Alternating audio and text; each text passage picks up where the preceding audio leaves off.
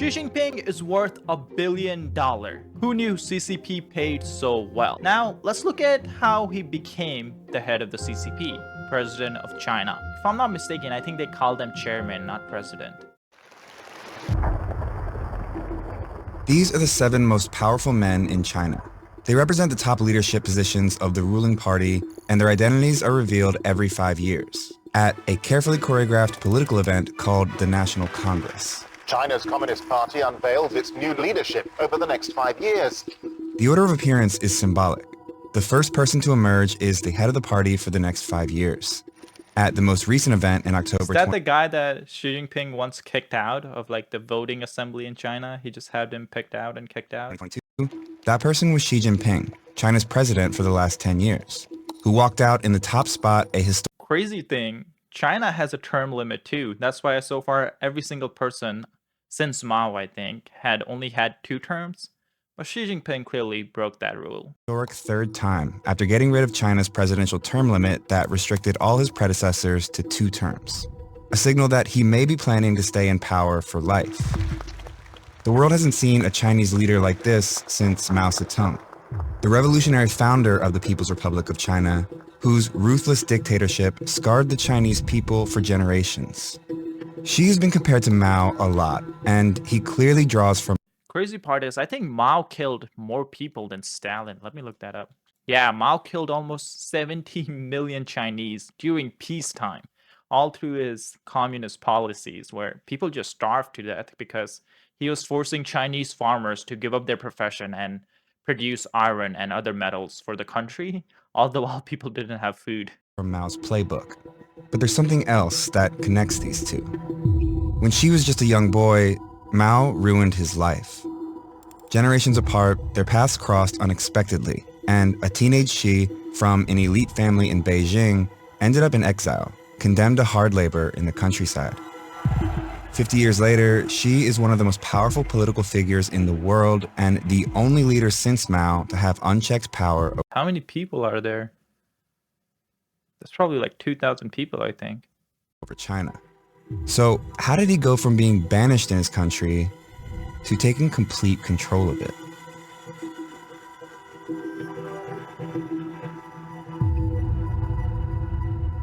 Xi Jinping's connection to Mao formed long before Xi was even born. It goes back to when a bloody civil war was raging in China. A group of radical communist revolutionaries, including Mao, gained influence over large swaths of mainland China and controlled a communist military called the Red Army that fought the Nationalist Party ruling the Republic of China at the time. At this point, the communists were losing bad. The bulk of their army was pinned down here, in a communist-controlled region originally established by Mao, now surrounded by nationalist forces. And they were running low on food. So the Red Army decided to launch a bold attack to break through the nationalist forces and evacuate the roughly 130,000 communist soldiers and civilians stuck here. On October 16, 1934, they made their move and attacked a weaker part of the enemy line. They broke through, and even though their numbers quickly dropped, with thousands dying and thousands more fleeing to the countryside, around 86,000 stuck together and pushed on.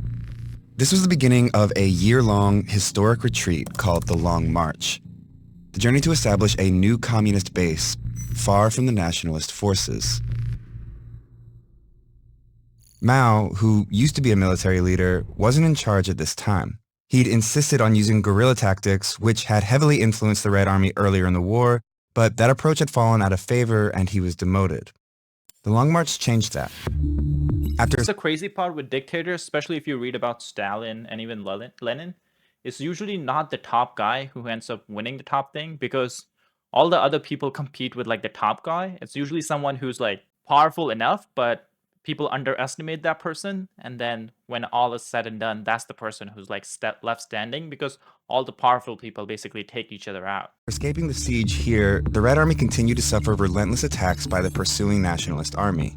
The military leaders of the march had pushed for a more traditional wartime strategy of direct confrontation rather than Mao's guerrilla tactics. And the result was catastrophic for the Red Army. Less than half of the original escape group survived the first 3 months alone. So it was at this first stopping point where Communist Party leader Zhou Enlai I handed think in 1932 is when Japan attacked China too, right? Oh yeah, 1931 they started the Second Sino War by attacking Manchuria. I mean, that's still China. military leadership back to Mao. And Mao's party leader Zhou Enlai handed military leadership back to Mao. And Mao picked an endpoint for the march, here, 800 miles away in rural northern China. But they didn't go straight for it. Mao led the Red Army deep into the mountains where he predicted lighter resistance. And he was right. But the journey was still brutal. It was 9 more months of non-stop marching and fighting along this several thousand-mile route before they ultimately arrived in northern China, where a guerrilla base led by a communist revolutionary named Shi Zhongshun offered Mao's army refuge, bringing the long march to an end. That man was Xi Jinping's father. Damn. In the end, fewer than 8,000 of the original marchers survived. Wait, does that look like Xi a little? In the end was Xi Jinping's father. A little bit. In the end, fewer than 8,000 of the original marchers survived. Even though thousands died on the Long March from starvation, fighting, and disease, Mao's leadership was credited with saving the Red Army from total annihilation, and he became the de facto head of the party as well as the military, entrusted with rebuilding the army to take on the nationalist forces for total control of China. Wherever and however the Red troops move into battle, they spread the glory of Mao Zedong. This is a good stopping point in the story to talk about how power in the Chinese Communist Party, or CCP, works. Officially, the highest level of authority is a group called the Central Committee and is responsible for all of the party's major policy decisions. Within the Central Committee is a select group of officials called the Political Bureau, or Politburo. In most communist parties, like that of the former Soviet Union, the Politburo represents the most powerful members of the party besides the General Secretary. But the Chinese Communist Party has a key distinction that makes it unique. It has one more, even smaller selection of top officials who ultimately have the final say, an elite class of Politburo members called the Politburo Standing Committee. This group, which includes the General Secretary, holds supreme control over the Central Committee, dictates the will of the party, and is in full control Basically, one guy is the government. of the Central Military Commission, which oversees China's defense. Mao's promotion during the Long March landed him here, in the highest position of the military and the Politburo Standing Committee. Even though he was considered the de facto head of the party when the Long March ended in 1935, he officially became head of the party in 1943. With both the party and the military under his control, Mao began to exploit the system to ensure he remained at the top for the rest This is like North Korea. of his life. At Mao's first National Congress as the official party leader in 1945, the party introduced a resolution that brought his influence to a whole new level. It unified the party around a single understanding of its history and declared Mao's political ideology, later called Mao Zedong thought, or Maoism, as the unquestioned guiding principle of the Chinese Communist Party. Basically, Mao's ideas or policy decisions could no longer be challenged by anyone. It was So here- everyone who defends communism, this is the argument they bring up, where it's like, yes, 70 million people died because of communism in China, but it wasn't real communism, it was Maoism. So it wasn't communism that failed, it was the specific type of communism that failed. That's what, again, I don't I don't like communism at all, but this is the argument everyone who supports it keeps bringing up. Here he unveiled his equivalent at the time of the Politburo Standing Committee, the 4 other top party leaders, all long marchers deeply loyal to Mao, like Liu Shaoqi and Zhou Enlai, who'd go on to hold some of the most powerful positions in the future government. 4 years later, Mao declared final victory for the communists in the decades-long Chinese Civil War and established a new country, the People's Republic of China, or PRC. Mao Zedong, once a lowly party worker, now assumed the stature of the dominant figure in all of Eastern Asia. But winning a revolution isn't the same as running a country. Because now that you're running a country, there's all these other things you have to do, like deliver the mail and like build a dam and stuff like that. You can't possibly have the party do all these things So the party But Mao tried doing it. He was literally telling people what they could work on, and millions and millions would die. set up a government that would take the policy decisions made by the Politburo Standing Committee and figure out a way to make them a reality. And so it evolved to a system where the party would make all the important decisions, and especially the Politburo Standing Committee.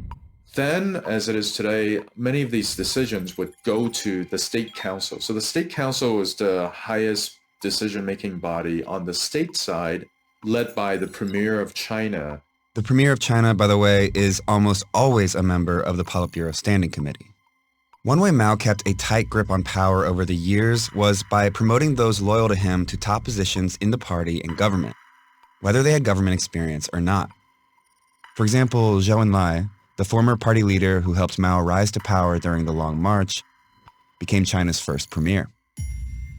The advantage of that is that they could never challenge him. The disadvantage of that is they didn't know what they were doing, and so administration suffered, policy outcomes suffered. That's a common trend among all communist nations, where they kill anyone competent because the dictator doesn't want his position challenged. But then you run into this issue, is like, you have to run the country, you have to make sure the country is prosperous, but now you don't have any competent people. Only people you have left are the people who are loyal to you, and usually they're not competent. So they got into power by being loyal to someone who is just rising very fast. And yeah, happens same thing in Russia. I think very similar things happened with the Saddam Hussein regime in Iraq, and it's happening in China right now. Long March survivors often became party elites under Mao. Xi Jinping's father, for example, was appointed Secretary General of the State Council. And as the son of a Long Marcher... But this is crazy. I didn't know. Xi Jinping is clearly from an elite family in China. Young Xi was given the informal title of princeling. Mao succeeded in never giving up his power during his lifetime. His unchecked policies resulted in massive famines and widespread persecution that cost between 40 and 80 million lives over a span of decades, and culminated in the disastrous Cultural Revolution, a violent final attempt from Mao to... Which was crazy. In Cultural Revolution, they were like, anyone who reads a book, kill them all. They didn't want any smart people in the whole country. Consolidate his power and force loyalty to the practice of Maoism. The idea was to make himself and his ideas eternal, the way he viewed communist figureheads like Lenin and Marx before him. Anyone that didn't fall in line with Mao's ideology was publicly humiliated, impoverished, excluded from society, and in many cases, executed, either at the hands of the army or by a militant youth group obsessed with enforcing Maoism, the Red Guards.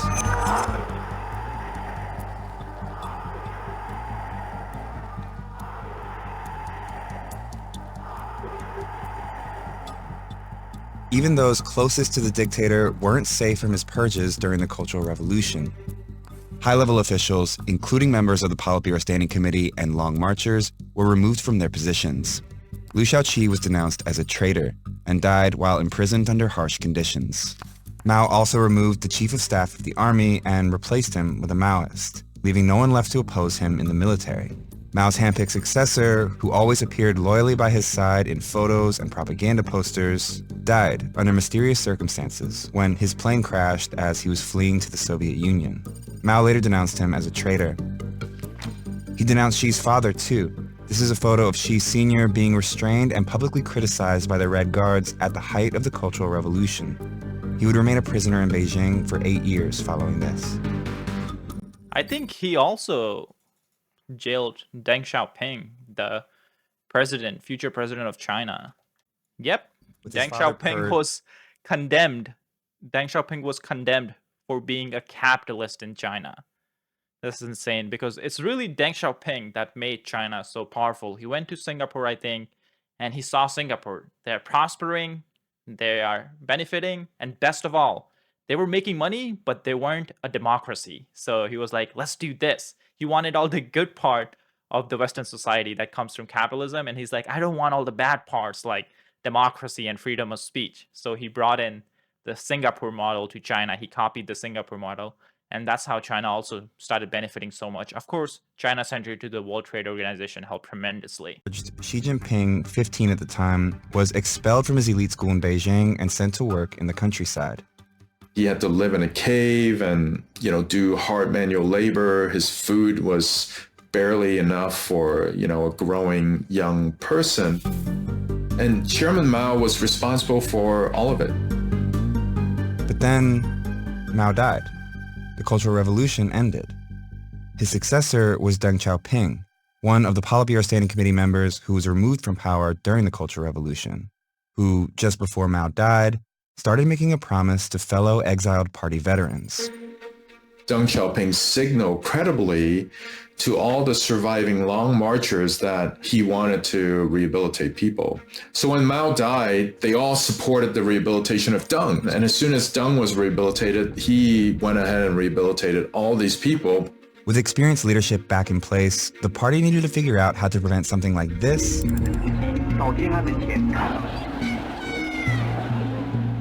from ever happening again. In order to undo Mao's cult of personality, the party introduced a second historical resolution in 1981. It condemned periods of Mao's rule and emphasized a renewed commitment to collective leadership, vowing to oppose the consolidation of power around one person moving forward. The successors to Mao didn't want a dictatorship, so they divided up these positions and put them in the hands of different people. Like Mao, Deng kept tight control over the Central Military Commission as its chairman, and held a leadership position in the government, but was never head of state. He never held the highest position in the party. In a dictatorship, only thing that matters is the keys to the army. So every dictator makes sure they have the control over the military. Either. Instead, he set up a new advisory commission and served as its chairman, which allowed him to influence the party's direction without positioning himself directly on top of it. This allowed a power-sharing structure while still making Deng the de facto leader of China until he stepped down in 1989, following the army's massacre of students protesting in Tiananmen Square. A protester suddenly ran into the middle of the street and That guy was never found again. front of the oncoming tanks. Anger at Deng Xiaoping, the entire Chinese government, it had the real feeling of rebellion in the streets of Beijing. People want to fight the military out of their city. Deng and his ideology, which moved away from Maoism, set a precedent of sharing power. He opened up China and established economic ties with these countries, and was the first PRC leader to visit the U.S. in 1979. Today we take another step in the historic normalization of relations He's not wearing a suit. I'm sure J.D. Vance will be very mad. which we have begun this year. Deng's reforms became the foundation for decades of economic prosperity that led China to having the world's second largest economy over time and being on the verge of becoming the world's next superpower. Communism is creating a consumer society. It also reminds you that the standard of living in China is going up. Here, capitalism rules. This is where you can literally see on China's GDP map, or I guess GDP growth map, whenever they were following communism, growth wasn't that strong. Deng Xiaoping comes in, introduces elements of capitalism, starts growing, China embraces more and more capitalism. Xi Jinping on his first term is like, all right, but then he starts cracking down on everything. He jails Jack Ma, he shuts down the whole tutoring sector. He's like shutting down industries and bringing all these billionaire company leaders under his control, and the Chinese GDP starts slowing down again. One thing power sharing did lead to was a lot of policy innovation and then some degree of decentralization, and both of these things helped China's economy enormously. Which is why this period of economic growth and reform, stretching over roughly 30 years, is known as the Deng era. And whether he wanted to or not, Deng kept his word and never tried to consolidate absolute power around himself. He did end up sharing power, and that set the stage for power sharing in the party until the rise of Xi Jinping.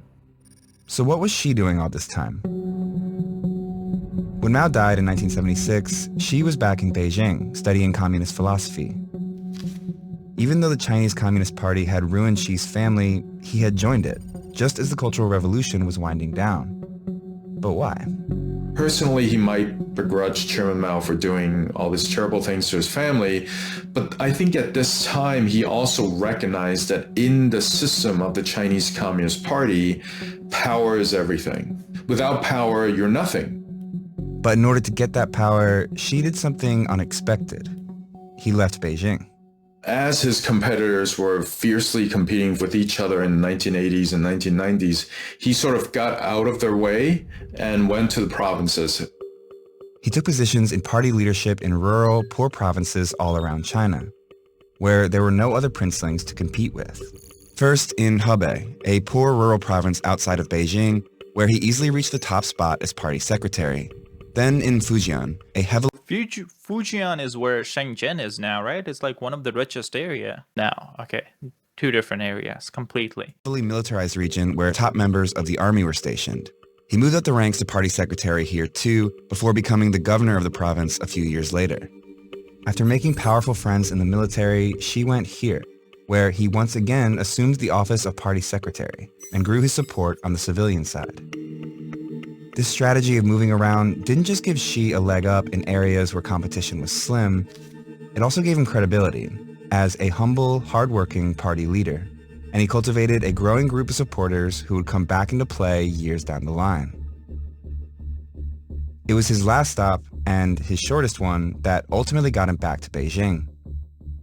A brief stint in the top party spot in Shanghai in 2007, where he rehabilitated the city's image following a high-level corruption scandal. Xi developed a reputation here as a corruption scandal. Xi Jinping is now worth $1 billion, probably more.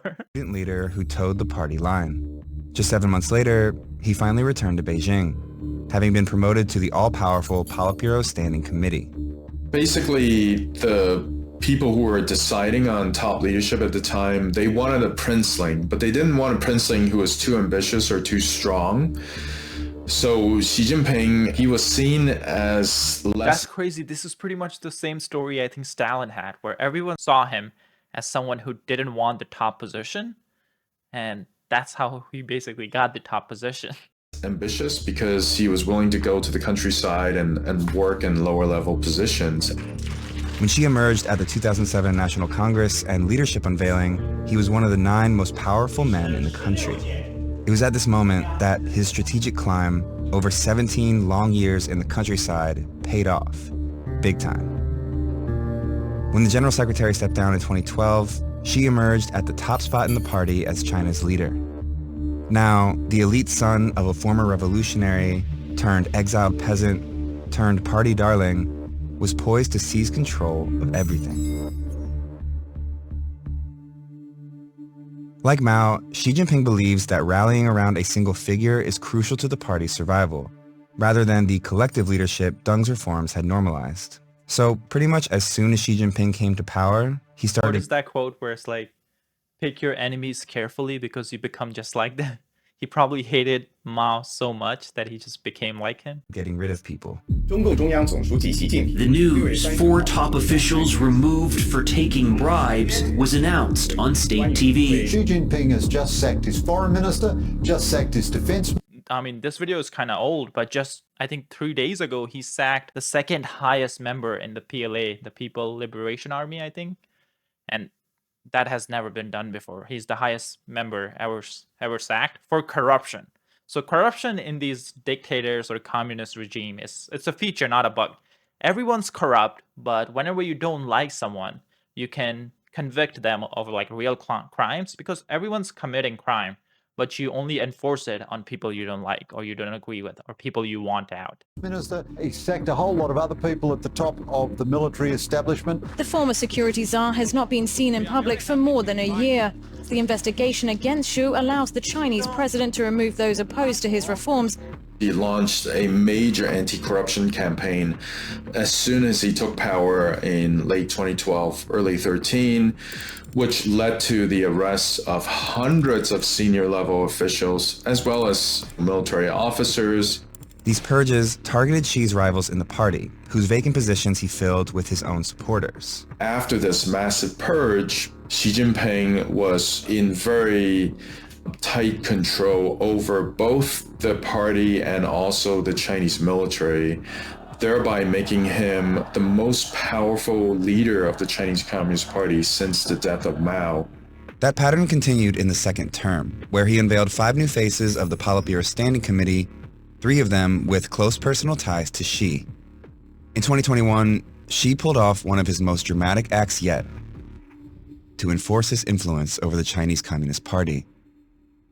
He introduced a third historic resolution that unified the party's ideology around one clear line of thinking: Xi Jinping thought. Xi's personal political ideology would now be the core in the party's thinking, political stance, and action. Basically, Xi Jinping's ideas could no longer be challenged. And they weren't for many years.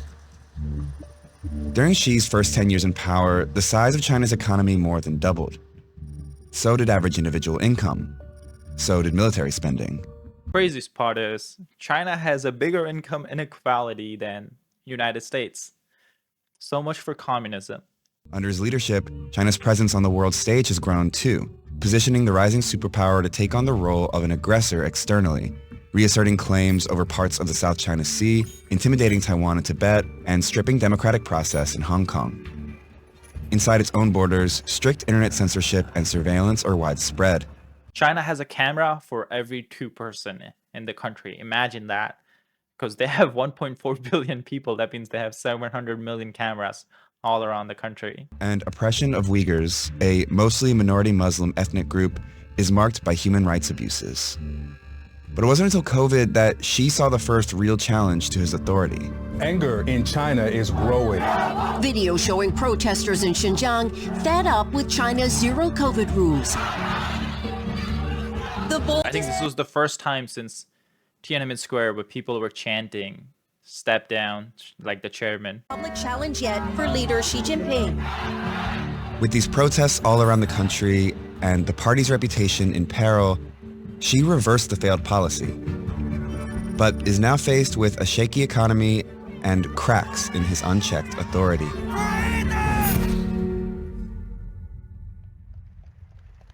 It was just weeks before the widespread protests at the 20th National Congress in 2022 that Xi walked out in the leading position a third time.